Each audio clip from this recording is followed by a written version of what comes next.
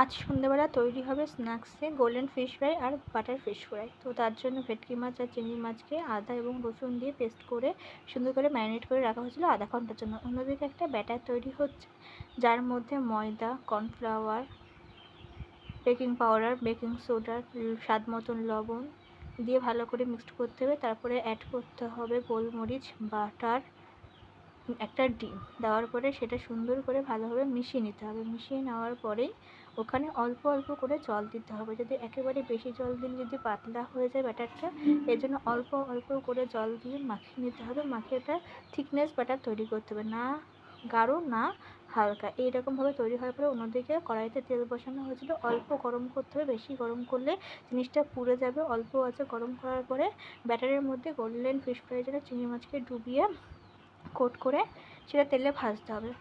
দুবার করে ভাজতে হবে, কিন্তু প্রথমবারটা একটু বেশি ভাজা হচ্ছিলো, কারণ এটা টেস্ট করে দেখা হবে যে ঝাল লবণ সব কিছু ঠিক আছে কি না। তারপরের থেকে একবার করে ভাজার পরে সেটা নামিয়ে আবার তেলে করে ভাজানো হয়েছিল। এইভাবে প্রথমবার সাদা সাদা করে ভাজার পরে সেকেন্ডবার লাল লাল করে ভাজা হয়েছিল। দেন আমাদের সকলের জন্য সার্ভ করা হয়েছিল। আর এইটুকু, টাটা।